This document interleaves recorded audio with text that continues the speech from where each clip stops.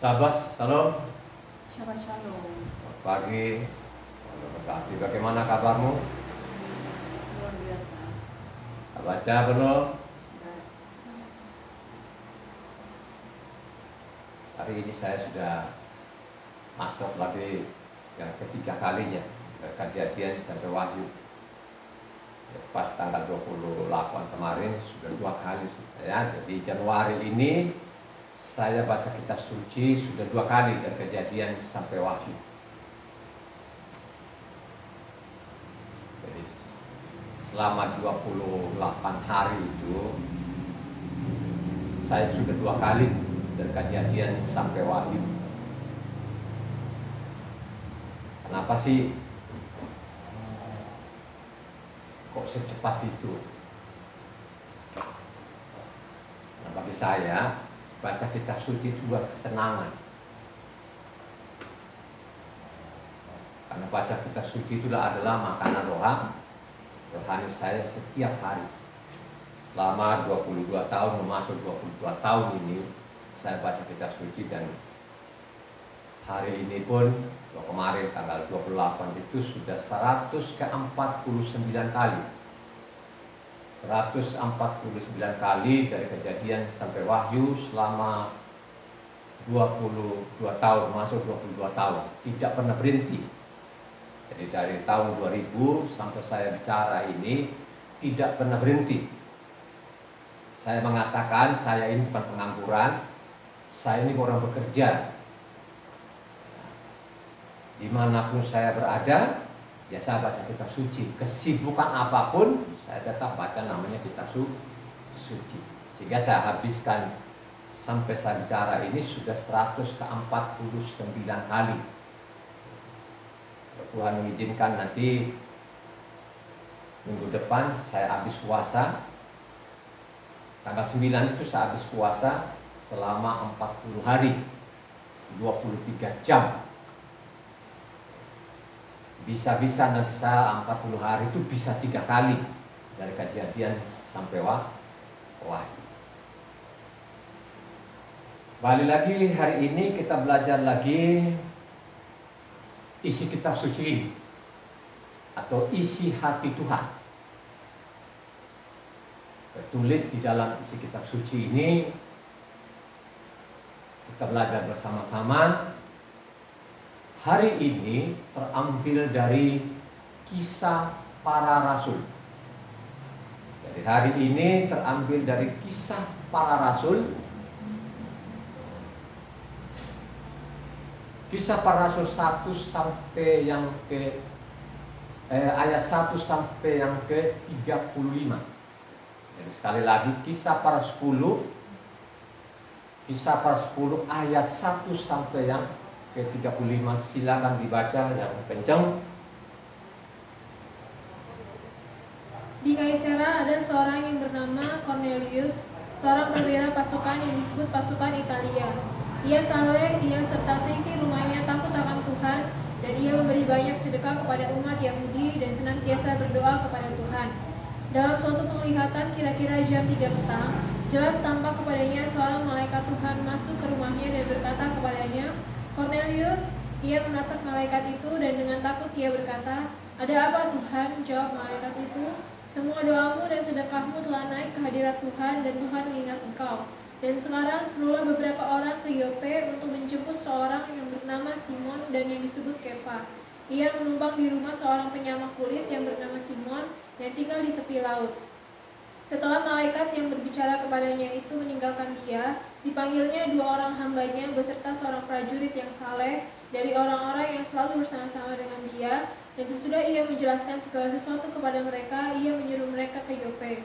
Keesokan harinya, ketika ketiga orang itu berada dalam perjalanan dan sudah dekat kota Yope, kira-kira pukul 12 tengah hari, naiklah Kefa ke atas rumah untuk berdoa. Ia merasa lapar dan ingin makan, tetapi sementara makanan disediakan, tiba-tiba rohnya diliputi kuasa ilahi. Tampak olehnya langit terbuka dan turunlah suatu benda berbentuk kain lebar yang bergantung pada keempat sudutnya yang diturunkan ke tanah. Di dalamnya terdapat berbagai jenis binatang berkaki 4, binatang menjalar dan burung. Kedengaranlah olehnya suatu suara yang berkata, "Bangunlah, hai Kefa, sembelilah dan makanlah." Tapi Kefa menjawab, tidak Tuhan, tidak, sebab aku belum pernah makan sesuatu yang haram dan yang tidak tahir. Kedengaran pula untuk dua kalinya suara yang berkata kepadanya, apa yang dinyatakan halal oleh Tuhan tidak boleh engkau nyatakan haram. Hal ini terjadi sampai 3 kali dan segera sesudah itu terangkatlah benda itu ke langit. Kefa bertanya-tanya di dalam hatinya, apa kiranya arti penglihatan yang telah dilihatnya itu? Sementara itu telah sampai di muka pintu orang-orang yang disuruh oleh Cornelius dan yang berusaha mengetahui di mana rumah Simon. Mereka memanggil seorang dan bertanya apakah Simon yang disebut Kefa ada menumpang di rumah itu. Dan ketika Kefa sedang berpikir tentang penglihatan itu, berkatalah Roh, ada 3 orang mencari engkau. Bangunlah, turunlah ke bawah dan berangkatlah bersama-sama dengan mereka. Jangan bimbang, sebab aku yang menyuruh mereka kemari. Lalu turunlah Kefa ke bawah dan berkata kepada orang-orang itu, akulah yang kamu cari. Apakah maksud kedatangan kamu? Jawab mereka, Cornelius, seorang perwira yang tulus hati dan takut akan Tuhan, dan terkenal baik di antara seluruh bangsa Yahudi, telah menerima pernyataan Tuhan dalam perantaraan seorang malaikat kudus, supaya ia mengundang engkau ke rumahnya dan mendengar apa yang akan kau katakan. Ia mempersilahkan mereka untuk bermalam di situ. Keesokan harinya ia bangun dan berangkat bersama-sama dengan mereka, dan beberapa saudara dari Yope menyertai dia. Dan pada hari berikutnya sampailah mereka di Kaisarea. Cornelius sudah menantikan mereka dan ia telah memanggil sanak saudaranya dan sahabat-sahabatnya berkumpul. Ketika Kefa masuk, datanglah Cornelius menyambutnya dan sambil tersungkur di depan kakinya ia menyembah Kefa. Tetapi Kefa menegakkan dia, katanya, bangunlah, aku hanya manusia saja. Dan sambil bercakap-cakap dengan dia, ia masuk dan mendapati banyak orang sudah berkumpul.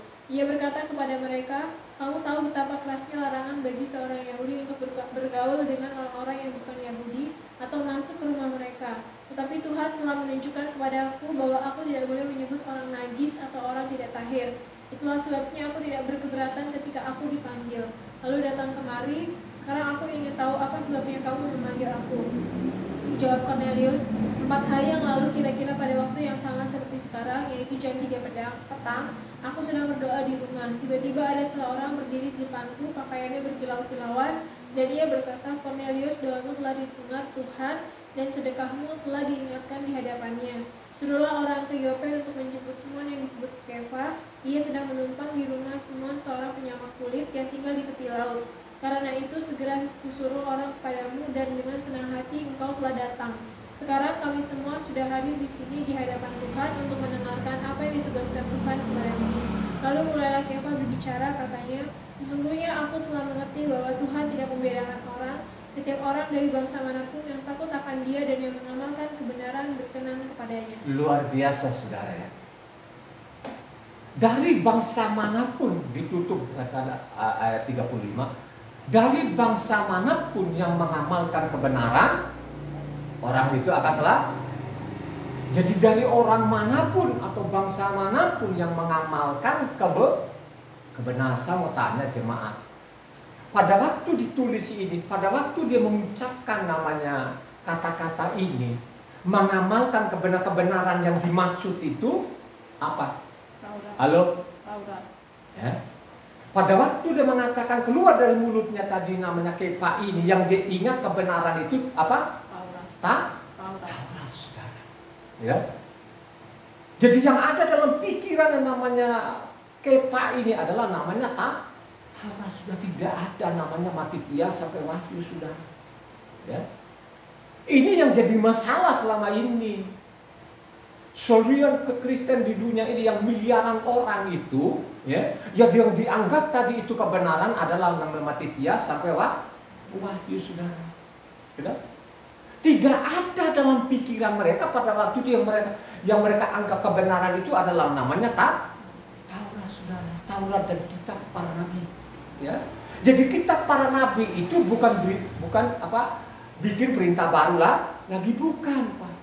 Ya, kitab para nabi ini bagaimana nabi-nabi ini memperingatkan supaya orang kembali kepada namanya Taurat, saudara.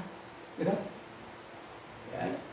Coba bayangkan aja pada waktu itu, ya, orang Yahudi ini dilarang bergaul kepada bangsa lain. Sangat ketat sekali, saudara.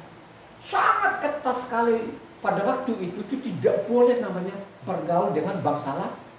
Sangat-sangat mereka eksklusif, saudara. Tidak sembarangan, saudara. ada ajaran-ajaran sekarang ini bahwa Yesus katanya ajarkan dengan mereka pada waktu itu mereka pakai bahasa Arab, itu konyol, tidak benar, itu pembohong, penipu, itu tidak sesuai namanya isi kitab suci di dalamnya. Ya. Coba ada pengajar-pengajar sekarang ini yang mengklaim dirinya mereka adalah dokter itu bukan dokter Tuhan itu, ya. Bahwa orang Yahudi itu orang-orang seperti namanya mereka itu sekuler. Ya, pada waktu itu Yesus katanya mereka pakai Yesus kan gitu kan. Yesus itu pakai bahasa Aram. Dia tidak tahu sejarah, saudara. Dia tidak pernah membaca namanya isi kitab suci. Kalau dia baca kitab suci itu Aram itu dengan Israel musuh kebuyutan ya sudah, musuhnya kebuyutan saudara. Ya, makanya dulu buatkan di sana kalau engkau baca namanya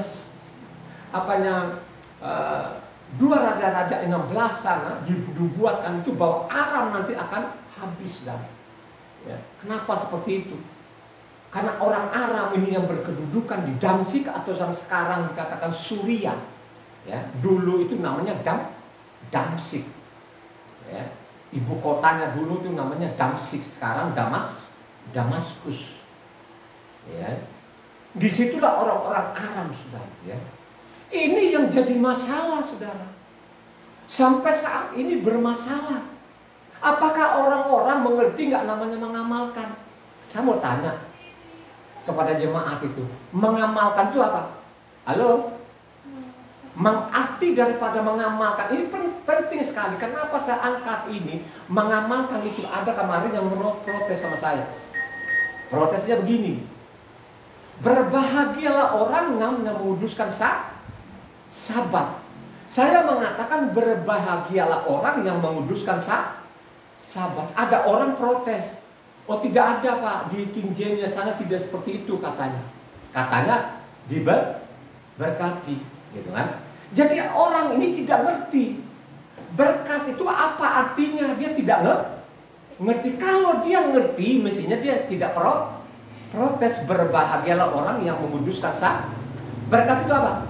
Halo? Berkat itu apa? Tegas. Damai sejahtera, sukacita, kasih, itu namanya arti daripada berkat, ya.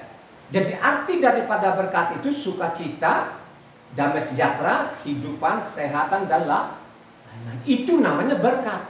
Tapi si pemprotes tadi ini dia bilang itu bukan berarti, ini orang nggak ngerti selama ini kata berkat. Ya? Ini yang protes ini bukan orang biasa sekolah tinggi-tinggi, tapi nggak ngerti kata berkat. Makanya saya tanya sekarang saudara, ya, mengamalkan itu apa arti daripada mengamalkan? Halo, apa? Ya melakukan, saudara. Ya, melaksanakan namanya perintah Tuhan. Kalau kita bicara sekarang kisah para rasul ini bicara kerohanian. Jadi arti daripada mengamalkan itu melaksanakan firman dengan mutlak, saudara. Itu arti daripada namanya mengamalkan, saudara. Sampai saat ini pun orang tidak ngerti yang ada dalam pikiran mereka sekarang ini.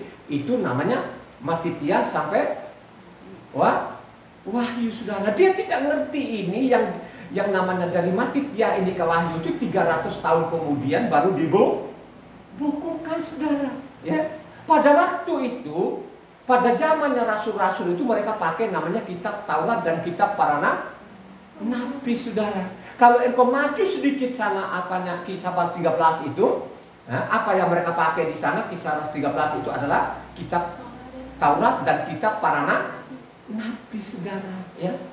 Kalau orang membaca, pasti pikirannya mereka, oh iya mengamalkan kebenaran itu mengamalkan namanya Taurat, saudara. Ya. Orang yang mengamalkan Taurat, yang melakukan Taurat, itulah orang yang selamat, saudara. Jadi ini tidak ujuk-ujuk.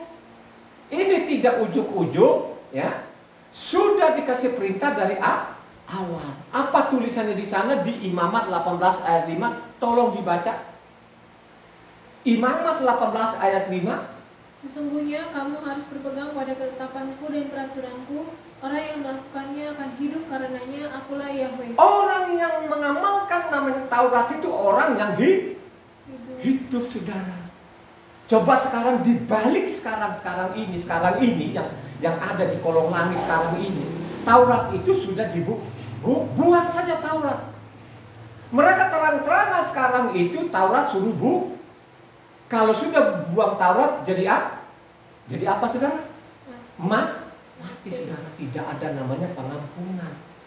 Itulah yang terjadi, saudara. Kenapa mereka seperti itu? Karena dia harapkan yang dari mimbar. Dia anggap dia itu ahli-ahlinya. Katanya ahli apa? Ahli kejahatan.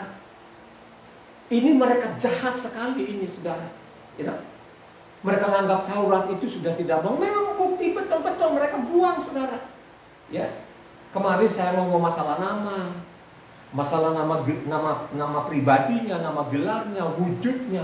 Ya, sampai namanya kemarin saya ngomong masalah sabatnya. Sekarang sabatnya tidak ada lagi. Ya, mereka mengolok-ngolok, saudara. Ya, mereka mengolok-ngolok, saudara. Saya ingat betul-betul mereka mengolok-ngolok ini zaman Yeremia. Pada waktu zaman Yeremia ini kan, Nabi ini kan berjuang, saudara, untuk orang Israel untuk kembali kepada Taurat. Tapi mereka mengolok-ngolok, saudara. Artinya apa yang terjadi? Yerusalem hancur karena mereka tidak mengamalkan lagi. Ya. Coba bayangkan aja orang yang melakukan firman, orang itu yang selamat, saudara. Ya. Hanya persoalan sekarang yang saya lihat ini, ya. Kalau kita baca Roma 3 ayat 20, inilah yang mereka pegang ini, ya. Roma 3 ayat 20. Sebab tidak seorang pun yang dapat dibenarkan di hadapan Tuhan oleh karena melakukan hukum Torah, karena justru oleh hukum Torah orang mengenal dosa. Tidak pernah dibenarkan orang melakukan Taurat. Ini namanya tulisan saya tidak tahu ini siapa yang melakukan ini. Ini adalah kejahatan. Apa ini kejahatan dan dia sengaja atau tidak? Ya. Makanya kalau saudara baca itu dituntas. Ya. Dituntas semua itu harus dibaca. Roma berapa pasal? Halo? 13 Pak? 13. Jadi Roma itu ada 13 Pak? 16. 16 pasal kan. Jadi Roma itu ada 16 pasal, harus dibaca keseluruhan. Jangan dipotong, saudara. Kalau engkau potong nanti, ya, tidak baca tuntas tadi, hanya baca namanya Roma 3 ayat 20, ya. Makanya benar juga sih, mendingan Taurat itu buang. Lucunya nanti kalau engkau baca tuntas namanya Roma 3 ayat 31, coba dibaca. Ayat 31-nya. Jika demikian, adakah kami membatalkan hukum Torah karena iman? Sama sekali tidak, sebaliknya kami meneguhkannya. Kami meneguhkan, kami mengokohkan. Coba, saudara. Kalau sudah seperti ini mau jadi apa yang kolong langit ini yang miliaran orang? Mereka terang-terangan kok sekarang itu kami banyak. Ya, kami banyak, pengajar kami, dokter. Rumah ibadah kami besar. Mereka tidak pernah membaca kitab suci ini. Ya, bagaimana Yerusalem sampai saat ini bait suci nggak ada lagi. Ya, mau pakai ukuran apa sekarang? Mau pakai ukuran orang-orang Yahudi yang sekarang ini yang sudah benar-benar keluar dari jalurnya Tuhan. Ya. Kenapa saya bilang keluar jalur Tuhan tadi? Kenapa sekarang Taurat lagi mereka abaikan Taurat itu? Mereka ada namanya Talmud, sudah. Ini kejahatan tercatatlah orang-orang Israel sampai saat ini. Sehingga namanya bait suci itu tidak ada lagi. Ya. Hancur, saudara. Ya. Jangan batu suci pagar sampai Yerusalem itu tinggal ada temboknya sedikit itu yang dicium tiap hari itu. Yang diselipkan kertas-kertas, tidak bayangkan saja itu mereka tidak ke atas. Makanya kalau ikut baca namanya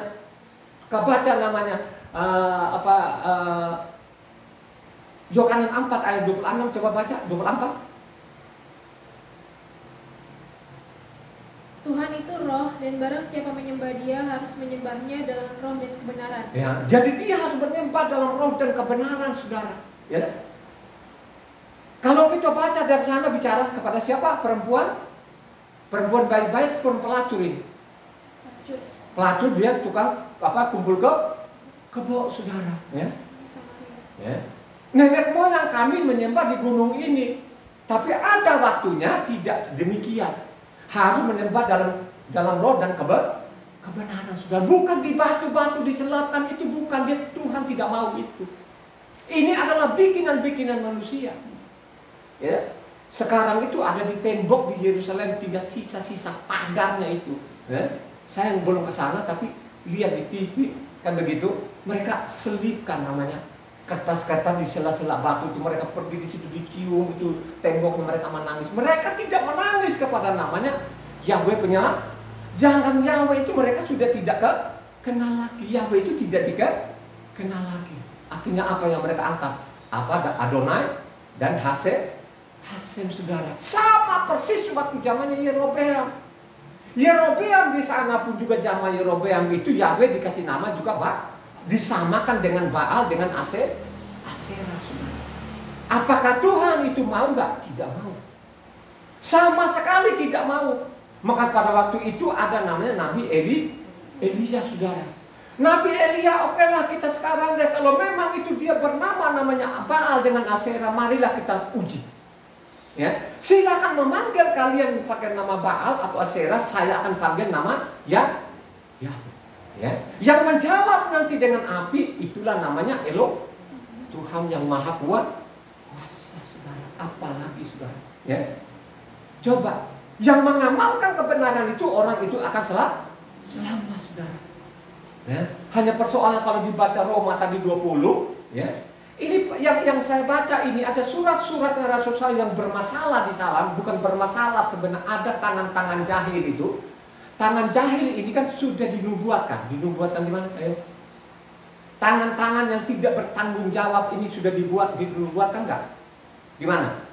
Yeremia 8 ayat 8, coba. Yeremia 8 ayat 8. Bagaimanakah kamu berani berkata, kami bijaksana dan kami mempunyai Taurat Yahweh? Sesungguhnya pena palsu penyurat sudah membuatnya menjadi bohong. Ya kan? Jadi ini sudah dinubuatkan, saudara. Ya, makanya saya bilang tadi kalau kau baca tuntas namanya Roma tadi, atau Roma, khususnya Roma 3 tadi itu, ayatnya 31, ya. Malah kami mengokohkan, kan begitu kan? Mengokohkan. Jadi kalau engkau baca namanya Roma, Korintus maupun Galatia sampai Efesus, itu sudah benar-benar saudara, benar-benar Taurat itu harus dibuat. Tapi tidak demikian, saudara. Ya. Siapa yang mengamalkan kebenaran itu, orang itu yang salah. Begitu juga lah namanya Galatia. Galatia 4 ayat 45, coba dibaca. Galatia 4 ayat 45. Tetapi setelah genap waktunya, maka Tuhan mengutus anaknya yang lahir dari seorang perempuan dan takluk kepada hukum Torah. Ia diutus untuk menebus mereka yang takluk kepada hukum Torah supaya kita diterima menjadi anak. Yang pada waktunya, sudah waktunya, utus namanya anaknya menebus mereka yang namanya takluk. Itu apa artinya? Saya mau tanya lagi ini jemaat ini. Takluk itu apa? Ya? Tunduk dan patuh, setia, itu arti daripada namanya artinya orang-orang yang setia kepada Taurat itu yang diselamatkan, saudara. You know? Orang-orang yang patuh kepada Taurat itu yang diselamatkan, saudara. Sekarang ada ajaran-ajaran lagi di mimbar sekarang itu, ya. Dari awal dulu mungkin masuknya Indonesia itu, oh kita selamat itu bukan karena kita melakukan Taurat, tapi karena apa? Katanya mereka apa? Kasih karunia. Kami diselamatkan itu karena kasih karunia Yesus, karena darah Yesus. Baca dengan benar, dengan baik. Baca dengan rendah hati, jangan melawan, saudara. Ya. Noah itu diselamatkan karena apa? Halo? Noah itu diselamatkan karena kasih karunia atau apa?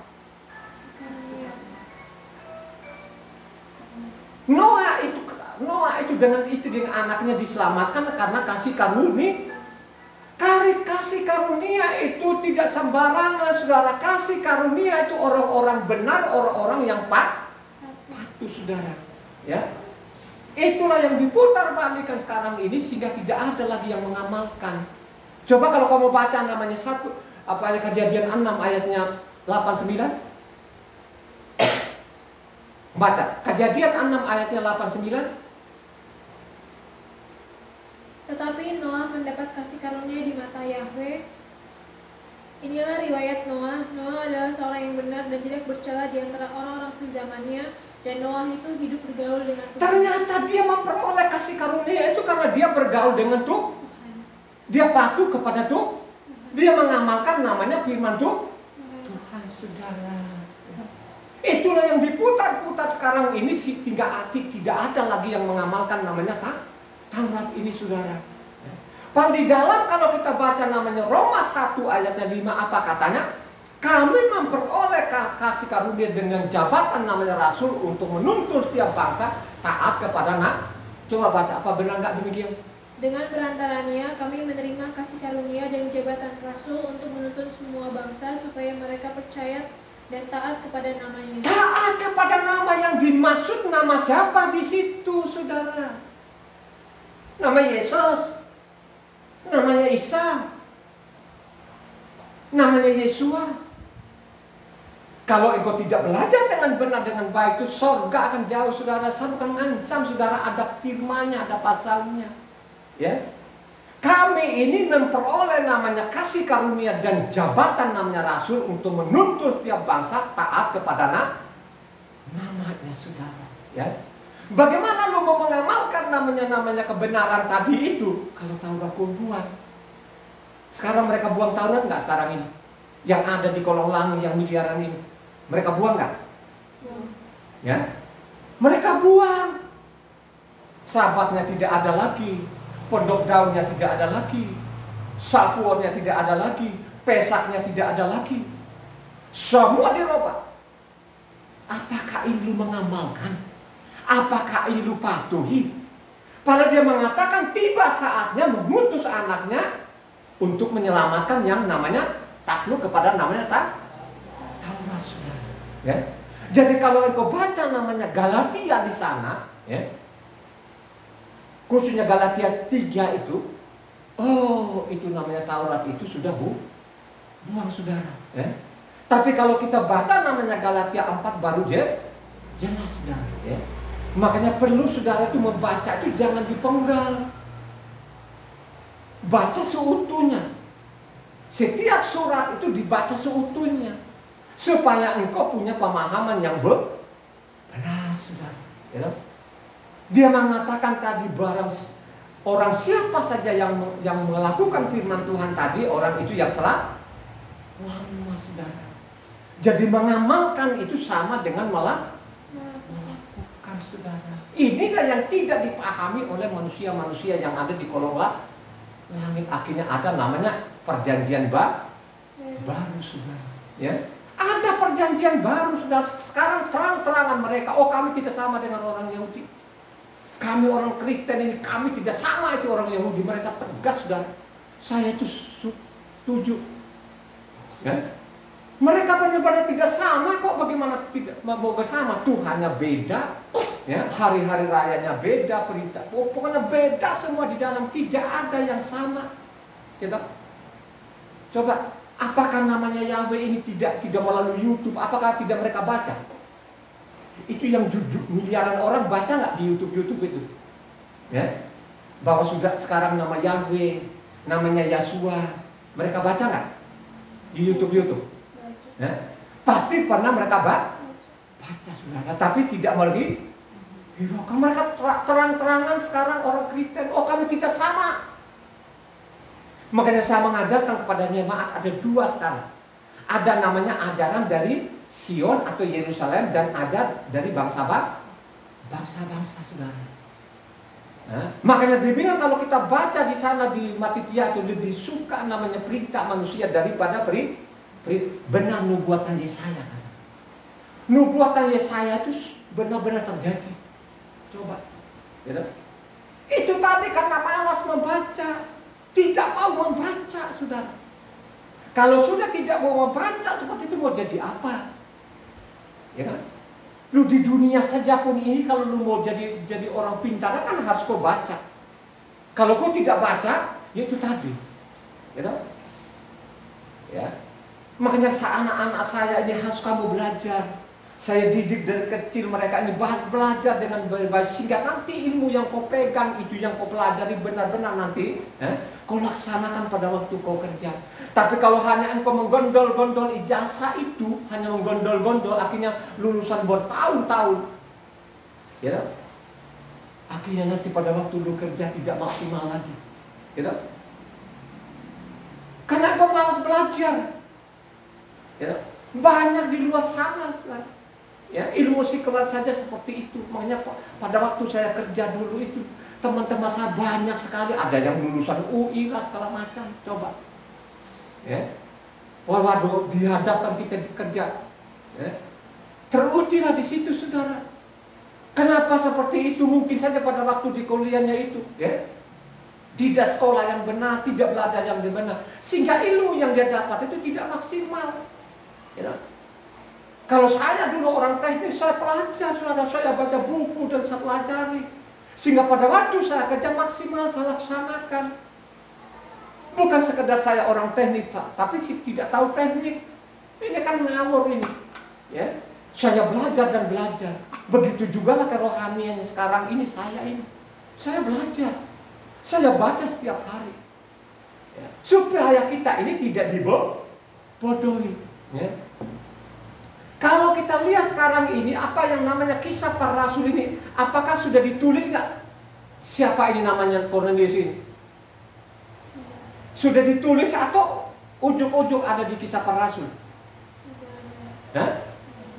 Sudah ditulis oleh rasul-rasul ini, saudara. Siapa rasul-rasul? Ada namanya Rasul Matitia, ada namanya Rasul Luka, ada namanya Rasul Luka. Ada 3 orang menulis tentang namanya perwira ini. Tapi di Injil sana tidak dikasih tahu siapa namanya, hanya seorang perwira, saudara.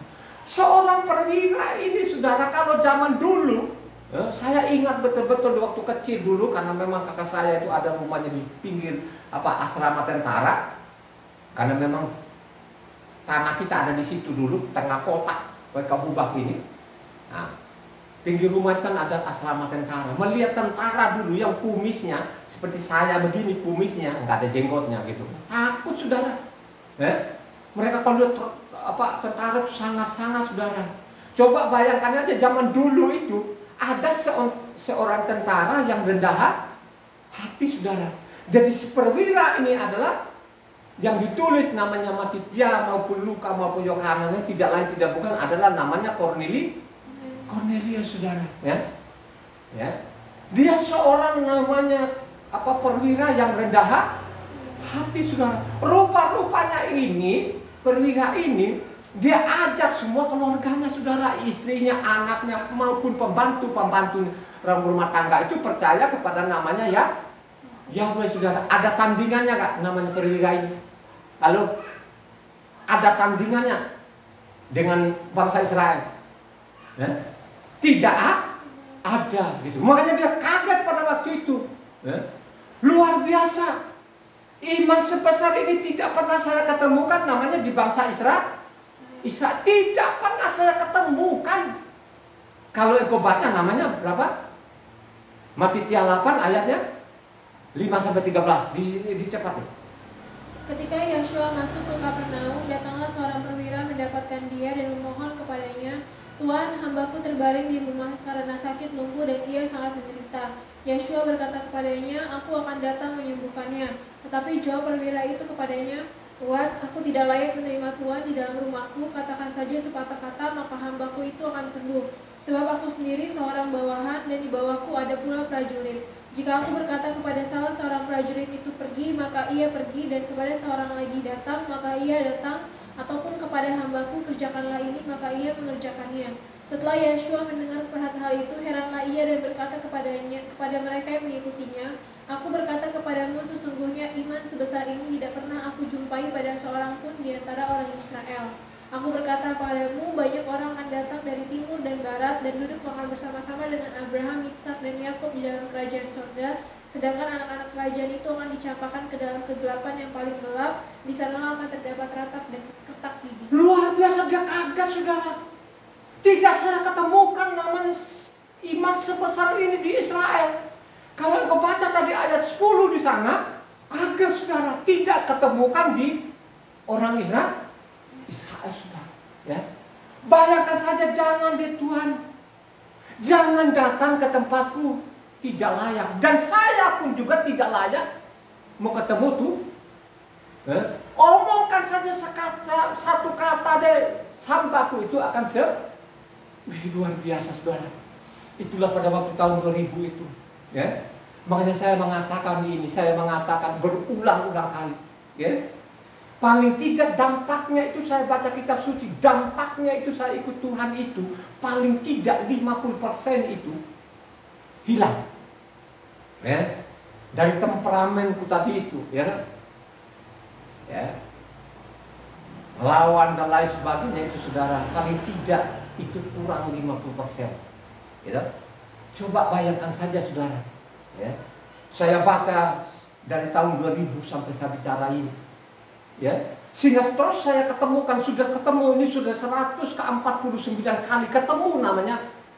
Apa saya baca namanya Matithia ini, seorang perwira yang rendah hati. Coba, ya. Ada pembangunan ibadah, dia ikut andil, gitu. Dia menolong orang, dan kan itulah perintahnya tuh Tuhan saudara. Ya. Jadi dia mengamalkan, dia patuhi namanya Taurat. Dia tidak peduli saudara, dia tidak peduli orang Israel meninggalkan namanya Taurat, dia tidak peduli saudara. Saya yakin betul-betul namanya seorang perwira ini, dia tidak pernah sia-siakan tadi namanya kasih karunia ini. Akhirnya dia baca namanya Taurat itu. Sekalipun tidak ada tulisan sana bahwa dia itu tekun dalam Taurat, tapi saya yakin dan percaya dengan dia baca Taurat itu, akhirnya dia tahu kebenaran, dia mengamalkan namanya kebenaran. Makanya kata Kepa, baru aku sadar sekarang ini, ya, dari bangsa manapun yang mengamalkan kebenaran, maka orang itu akan lama saudara. Ya. Makanya diperingatkan di sana kalau kita baca tadi yang dibaca oleh saudara Ina tadi, ya. Imamat 18 ayat 5, ya. Orang yang melakukan firman itu orang yang lama, ya. Kalau engkau tidak mengamalkan namanya Taurat ini, saudara, itu mati sia-sia saudara. Mengecam namanya Tuhan, menghujat nama Yahweh, ya. Mengolok-ngolok, kita bicara namanya Sabat sekarang ini dipindahkan ke Minggu. Mau jadi apa? Gitu? Risikonya nanti apa? Ya kan? Sekalipun ada tulisannya saudara, mereka tidak peduli. Ya. Kenapa seperti itu? Karena mereka tidak pernah membaca. Sehingga setiap Sabat itu saya tulis, berbahagialah orang yang melakukan Sabat, ada pasalnya, ada ayatnya. Yang tidak melakukan Sabatnya dihukum pakai pasal dan pakai ayat saudara. Coba saudara, ya. Kalau sudah namanya merusak namanya Tauratnya saudara, itu bukan dosa sembarangan lagi itu. Itu dosa kekal, itu tidak ada pengampunan saudara. Ya. Apalagi sekarang yang disalib itu bukan namanya Yahweh, ya. Bikinlah namanya Tuhannya. Waduh, makanya ada orang bilang lama-lama nanti ada Tuhan kakek. Karena bilang ada Tuhan Bapa, ada Tuhan Anak, terus dia bilang ada namanya Tuhan kakek saudara. Kalau sudah seperti ini mau jadi apa? Taurat itu Tuhan Shema Israel. Yahweh itu Elohim. Yahweh itu Esa. Tidak ada yang lain saudara. Makanya diperingatkan kita di sana itu baca namanya, coba Ulangan 4 ayat 1-2. Maka sekarang hai orang Israel, dengarlah ketetapan dan peraturan yang kuajarkan kepadamu untuk dilakukan, supaya kamu hidup dan memasuki serta menduduki negeri yang diberikan kepadamu oleh Yahweh Tuhan nenek moyangmu. Janganlah kamu menambahi apa yang kuperintahkan kepadamu, dan janganlah kamu menguranginya.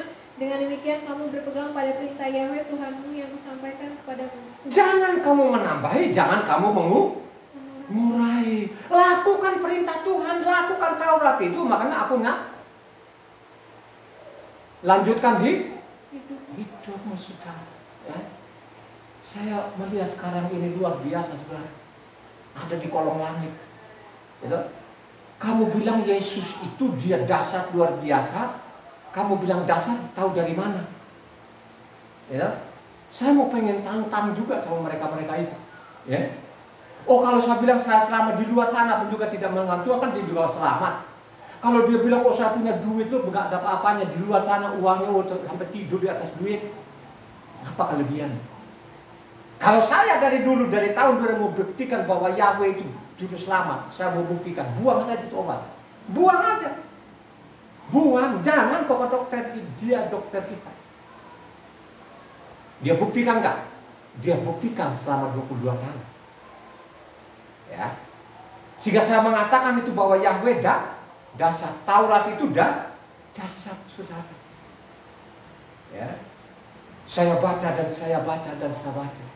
Ingat baik-baik, jangan ditambah, jangan dikurang. Lanjut, ulang 5 ayat 1. Mose memanggil seluruh orang Israel berkumpul dan berkata kepada mereka, dengarlah hai orang Israel, ketetapan dan peraturan yang pada hari ini kuperdengarkan kepadamu, supaya kamu mempelajarinya dan melakukannya dengan setia. Kau dengar baik-baik ini, bangsa Israel, supaya engkau mempelajari, saudara. Ya. Jadi Tuhan suruh kita ini untuk mempelajari namanya Tauratnya, saudara. Kalau kita sudah pelajari Tauratnya, ya, makanya kita mengamalkan, saudara. Kita lakukan. Ya. Saya dari tahun 2000 ini saya baca kitab suci, saya tidak dipengaruhi oleh pendeta-pendeta yang saya anggap pada waktu saya baca, wah ternyata di mimbar itu penipu ulung, ditipulah jemaat-jemaatnya itu. Ya, makanya pada waktu tahun 2000 saya ada di tempat gereja yang besar betul-betul, sudah saya sampaikan ini, tapi tidak ada yang menanggapnya, saudara. Ya, akhirnya orang itu banyak sekali yang mati sia-sia. Coba, sudah dari tahun 2000 itu saya mengatakan bahwa Tuhan kita adalah Yahweh. Taurat itu namanya kekal. Ya. Taurat itu dari segala-galanya, jangan sekali-sekali dikutak-kutik. Kalau engkau kutak-kutik namanya Taurat ini, itu sama dengan jantung. Ya. Kalau sudah jantung mau bermasalah, makanya semua bermasalah. Saya ngomong dari tahun 2000 itu. Ya. Jadi Taurat itu seperti jantung. Ya. Seperti jantung kita itu. Nah, kalau sudah jantungnya bermasalah, makanya bermasalah semua. Benarkah, saudara? Akhirnya omongan saya benar. Ya, banyak orang mati sia-sia, saudara. Ya, karena apa? Karena mereka tidak mau lagi. Tara itu sudah sesat. Jangan ikutin, sudah sesat. Akhirnya yang bilang sesat saja masih ada, nggak sekarang mati, saudara. Ya? Jangan diikutin, jangan didengarin, sesat. Bagaimana aku mau sesat kalau setiap hari saya baca? Nah, orang-orang yang bilang sesat-sesat boro-boro dari lahirnya ini, ya, sampai matinya juga nggak pernah baca kitab suci. Ini yang ngotot-ngotot itu yang karena nggak pernah baca, saudara. Ya. Ya. Makanya tibalah saatnya tadi Galatia utus anaknya di bumi ini. Ya, sebenarnya dia datang ke bumi ini menebus orang-orang yang namanya siapa? Takluk kepada Taurat, saudara. Takluk kepada Taurat. Yang dia selamatkan di bumi ini yang takluk kepada Taurat. Coba, saudara, apakah dari kata-kata saya ini didengar gak semua orang? Sudah sebenarnya, ya. Tapi dari telinga kirinya ke kanannya, saudara. Akhirnya dia bilang kita buktikan nanti. Tunggu, cepat atau lambat itu mati. Manusia itu cepat atau lambat mati, saudara. 70 kalau kuat, 80 tahun pasti umurnya manusia itu, ya, akan mati. Nah, pada waktu matinya nanti, apakah dia di atas atau di bawah? Ya, saya pun juga begitu nanti, cepat atau lambat itu aku mati. Nah, pada waktu mati nanti apakah saya di bawah atau ke atas? Atau sebaliknya saya di atas ke bawah? Kan begitu, ya. Tapi yang jelas-jelas sana di dalam itu siapa saja yang mengamalkan namanya Taurat itu, orang itu yang selamat. Orang itu akan selamat. Ya. Hanya persoalannya kalau kita baca Korintus, itu disamar-samarkan saudara. Kalau baca ini namanya kitab, namanya Injil ini memang disamarkan saudara. Ya, ada tujuannya. Memang saya lihat ini waktu saya teliti selama 22 tahun ini. Ya, memang ini namanya yang dikatakan Injil ini tidak murni lagi, sudah ikut campur tangan ini. Ya.